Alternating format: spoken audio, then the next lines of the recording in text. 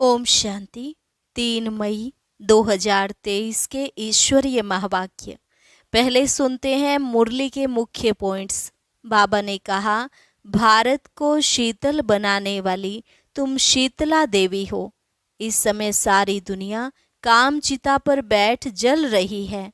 उनके ऊपर ज्ञान के छींटे डाल तुम्हें शीतल बनाना है। जब तक तुम्हारे द्वारा कोई आस्तिक नहीं बना तब तक गोया नास्तिक ही हैं। आस्तिक कभी लड़ते झगड़ते नहीं। जो यहाँ शीतल बनेंगे वही देवता बन सकेंगे। बाबा ने कहा, मैं पंडा बनकर आया हूँ तुम सबको ले चलने के लिए। तो बुद्धि का योग एक मेरे साथ लगाओ। अभी तुम्हारी बुद्धि उस पुराने घर की तरफ नहीं जानी चाहिए। शिव बाबा तुम्हें माया को वश करने का वशीकरण मंत्र दे रहे हैं। तो बाप जो सुनाते हैं वह अच्छी रीति सुनकर धारण करना है। सुनते समय बुद्धि योग और कहीं भटकना नहीं चाहिए। यहाँ तुम मनुष्य से देवता बनने के लिए राजयोग सीख रहे हो। वास्तव में यही सच्चा योग है। बाकी सब तो अल्पकाल हेल्थ के लिए अनेक प्रकार के योग हैं। जब तक अपने को आत्मा उस परमात्मा का बच्चा नहीं समझे तब तक वर्षा मिल ना सके। यह एक ही बाबा है जिनके साथ योग लगाने से तुम एवर हेल्दी बनते हो। और लास्ट में बाबा ने कहा, तुम रूहानी सोशल वर्कर हो क्योंकि तुम रूह को इंजेक्शन लगाते हो प्योर बनाने के लिए। बाकी सब तो जिस्मानी सेवा करते हैं। जिनकी तकदीर में नहीं होगा उनकी बुद्धि में कभी भी यह ज्ञान टपकेगा नहीं।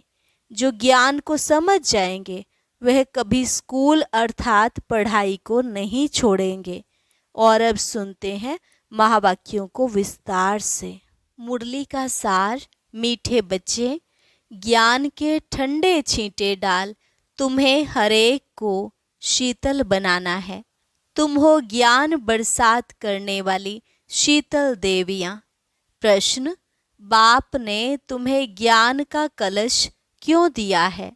उत्तर, ज्ञान का कलश मिला है पहले स्वयं को शीतल बनाकर फिर सर्व को शीतल बनाने के लिए।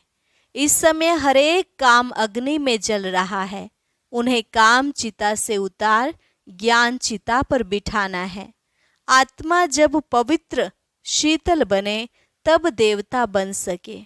इसलिए तुम्हें हर रूह को ज्ञान इंजेक्शन लगाकर पवित्र बनाना है। तुम्हारी यह रूहानी सेवा है। गीत, जो पिया के साथ है उसके साथ ज्ञान बरसात है। ओम शांति। बाबा ने कहा, जो बाप के साथ है उसके लिए बरसात है। अब बरसात और बाप, तो भला बाप की बरसात कैसे? वंडर खाएंगे ना। दुनिया इन बातों को नहीं जानती। यह है ज्ञान बरसात। तुमको शीतल देवियां बनाने लिए ज्ञान चिता पर बिठाया जाता है। शीतल अक्षर के अगेंस्ट है तपत, गर्म। तुम्हारा नाम ही है शीतल देवी। एक तो नहीं होगी ना, जरूर बहुत होंगी जिन्हों से भारत शीतल बनता है। इस समय सभी काम चिता पर जल रहे हैं। तुम्हारा नाम यहाँ शीतला देवियाँ हैं। शीतल करने वाली, ठंडा छींटा डालने वाली देवियाँ। छींटा डालने जाते हैं ना, यह हैं ज्ञान के छींटे जो आत्मा के ऊपर डाले जाते हैं। आत्मा प्योर बनने से शीतल बन जाती है। इस समय सारी दुनिया काम चिता पर काली हो पड़ी है। अब कलश मिलता है तुम बच्चों को। कलश से तुम खुद भी शीतल बनते हो और औरों को भी बनाते हो। यह भी शीतल बनी है ना। दोनों इकट्ठे बैठे हैं ना। घर बार छोड़ने की बात नहीं, लेकिन गौशाला बनी होगी तो जरूर कोई ने घर बार छोड़ा होगा। किस लिए? ज्ञान चिता पर बैठ शीतल बनने के लिए। जब तुम यहाँ शीतल बनेंगे तभी तुम देवता बन सकेंगे। बाबा ने समझाया भी है, जब तक तुम्हारे द्वारा कोई आस्तिक नहीं बना है तो गोया नास्तिक ही है। आस्तिक दुनिया वाले आपस में कभी लड़ते झगड़ते नहीं, नास्तिक दुनिया वाले लड़ते झगड़ते हैं। नास्तिक किसको कहा जाता है? जो मुझ अपने पारलौकिक परम प्रिय परम पिता परमात्मा को नहीं जानते हैं। सारी दुनिया में घर घर में रोला है, क्योंकि परम पिता परमात्मा को भूलने कारण नास्तिक बन पड़े हैं। बेहद के बाप और उनकी रचना के आदि मध्यांत को नहीं जानते। बेहद का बाप समझाते हैं, तुम नास्तिक क्यों बने हो? बेहद का बाप जिसको गॉड फादर कहते हो, ऐसे फादर को क्यों भूल जाते हो? फादर का तो ऑक्यूपेशन जानना चाहिए। वह है बीज रूप, सत्य चित्त आनंद, ज्ञान का सागर, शांति का सागर। सब शिफ्तें विशेषताएं उनमें हैं, उनकी शिफ्तें अलग हैं। उनको ही कहा जाता है तुम मात पिता हम बालक तेरे। तो जरूर वह माँ बाप होगा ना। जब तक अल्फ को नहीं जाना है तब तक सीधा हो नहीं सकते। यह तो जानते हो कि सतयुग में भारत में गॉड गॉडेस का राज्य था। लक्ष्मी नारायण को गॉड गॉडेस कहते थे। जो देवी देवता धर्म वाले होंगे वह समझेंगे कि बरोबर लक्ष्मी नारायण इस भारत के पहले पहले मालिक थे। 5000 वर्ष की बात है। देखो, बाप टीचर जब समझाते हैं तो चारों तरफ देखते हैं कि बच्चे अच्छी तरह सुनते धारण करते हैं या बुद्धि योग और कहाँ भटकता है। जैसे भक्ति मार्ग में भले श्री कृष्ण की मूर्ति के आगे बैठे होंगे, परंतु बुद्धि धंधे आदि तरफ धक्का खाती रहेगी। एकाग्रचित उस चित्र में भी नहीं रहेंगे। यहाँ भी पूरी पहचान नहीं है तो फिर धारणा भी नहीं होती है। शिव बाबा यह माया को वश करने का वशीकरण मंत्र देते हैं। कहते हैं तुम अपने परम पिता परमात्मा शिव को याद करो, बुद्धि का योग उनके साथ लगाओ। अभी तुम्हारा बुद्धि योग पुराने घर की तरफ नहीं जाना चाहिए। बुद्धि योग बाप के साथ लटका रहना चाहिए, क्योंकि तुम सबको मेरे पास आना है। मैं पंडा बन आया हूँ तुमको ले चलने लिए। यह शिव शक्ति पांडव सेना है। तुम हो शिव से शक्ति लेने वाले। वह है सर्वशक्तिमान।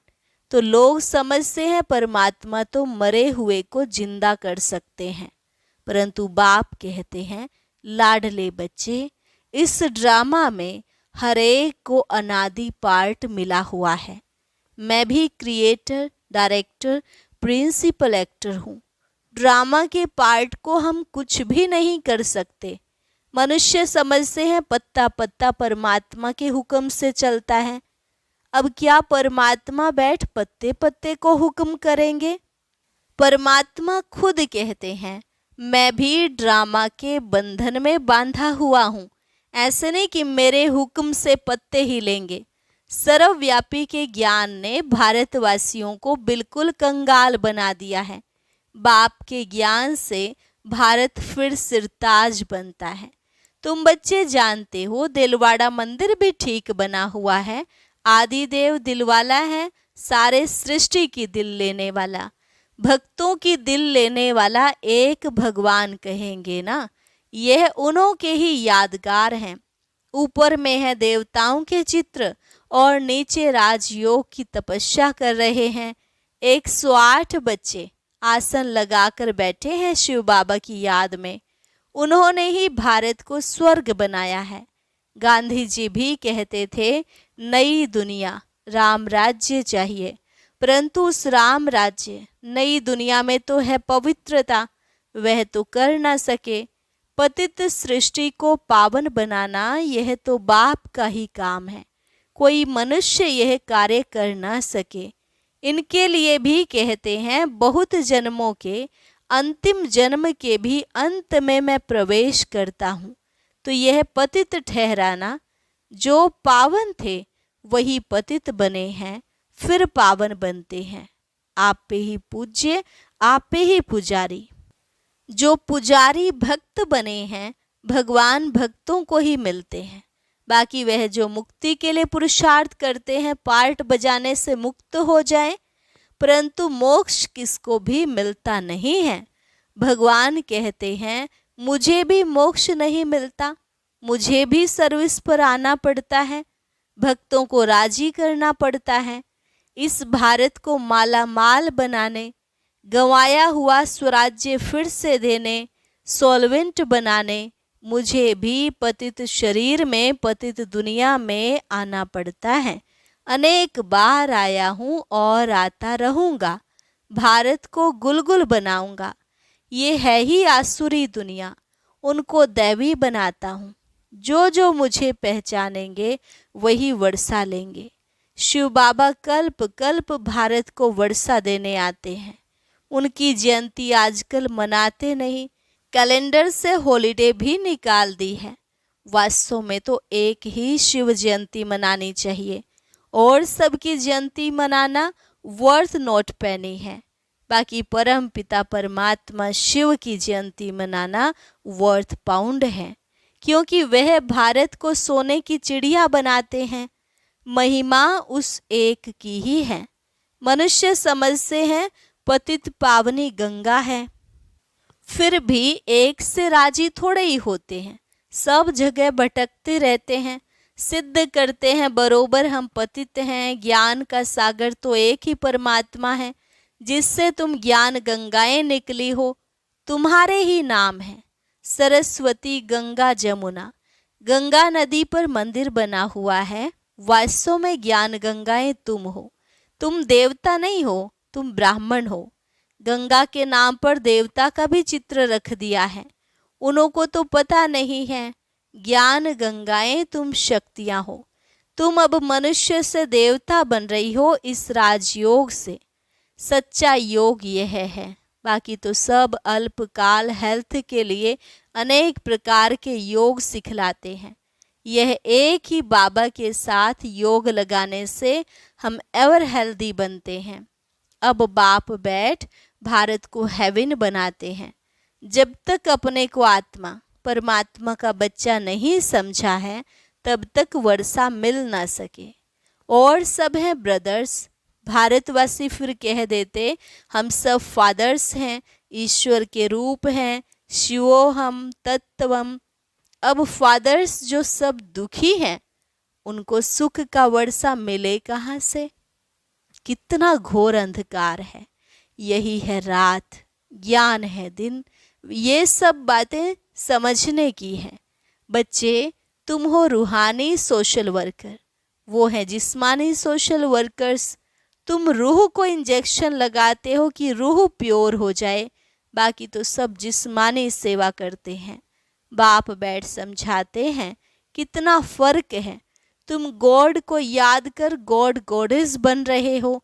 भगवान खुद कहते हैं लाडले बच्चे, मैं तुम्हारा गुलाम बनकर आया हूँ। अब मैं जो कहता हूँ सो मानो। उसको श्रीमद् भगवत कहते हैं। ऊंचे ते ऊंच वह है। कोई कहे ब्रह्मा जयंती ऊंच है, बिल्कुल नहीं। ब्रह्मा विष्णु शंकर को बनाने वाला, उनसे कार्य कराने वाला शिव बाबा है ना। नहीं तो नई सृष्टि कैसे बने? सबसे उच्च जयंती है ही त्रिमूर्ति शिव की। शिव आते ही हैं ब्रह्मा विष्णु शंकर के साथ, तो उनकी ही जयंती मनाई जा सकती है। आजकल तो कुत्ते बिल्ली सबकी जयंती मनाते रहते हैं। कुत्तों को भी कितना प्यार करते हैं। आजकल की दुनिया देखो क्या है। कहेंगे सतयुग में ये शेर आदि नहीं होंगे, कायदा नहीं कहता।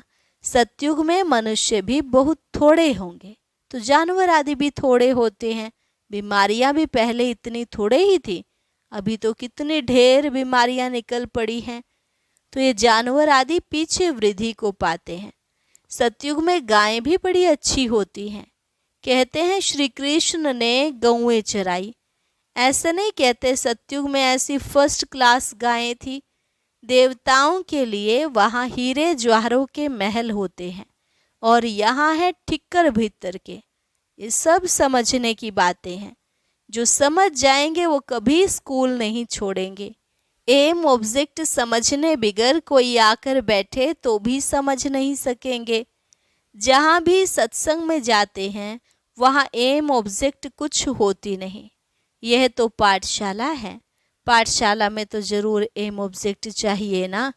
तुम एम ऑब्जेक्ट को जानते हो।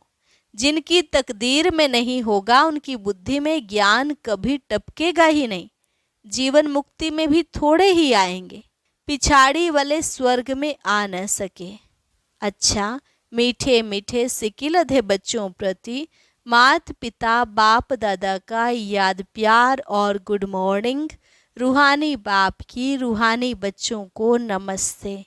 रूहानी बच्चों की रूहानी बाप दादा को नमस्ते नमस्ते, गुड मॉर्निंग। धारणा के लिए मुख्य सार। पहली पॉइंट, बुद्धि योग सदा एक बाप में लगा रहे। पुराने घर पुरानी दुनिया में बुद्धि न जाए, ऐसी एकाग्रचित अवस्था बनानी है। दूसरी पॉइंट, बाप की सर्व शिफ्तें सर्व गुण स्वयं में धारण करने हैं। हर आत्मा पर ज्ञान के छींटे डाल उनकी तपत बुझाए शीतल बनाना है। वरदान, हर आत्मा से आत्मिक अटूट प्यार रख, स्नेह संपन्न व्यवहार करने वाले सफलता मूर्त भव। हर आत्मा से आत्मिक अटूट प्यार रख, स्नेह संपन्न व्यवहार करने वाले सफलता मूर्त भव। जैसे बाप के प्रति अटूट अखंड अटल प्यार है, श्रेष्ठ भावना है, निश्चय है, ऐसे ब्राह्मण आत्माओं से आत्मिक प्यार अटूट और अखंड हो। किसी के कैसे भी संस्कार हो चलन हो, लेकिन ब्राह्मण आत्माओं का सारे कल्प में अटूट संबंध है, ईश्वरीय परिवार है। बाप ने हर आत्मा को चुनकर ईश्वरीय परिवार में लाया है। यह स्मृति रहे तो आत्मिक प्यार अटूट होने से स्नेह संपन्न व्यवहार होगा और सहज सफलता मूर्त बन जाएंगे। स्लोगन, अंतर्मुखी वह है जो जिस समय चाहे आवाज में आए और जिस समय चाहे आवाज से परे हो जाए। अंतर्मुखी वह है जो जिस समय चाहे आवाज में आए और जिस समय चाहे आवाज से परे हो जाए। अच्छा, और अब सुनते हैं आज का अव्यक्त ज्ञान मोती। ये एक बहुत संस्कारितापूर्ण वीडियो है, जरूर देखें, कोई भी मिस ना करे।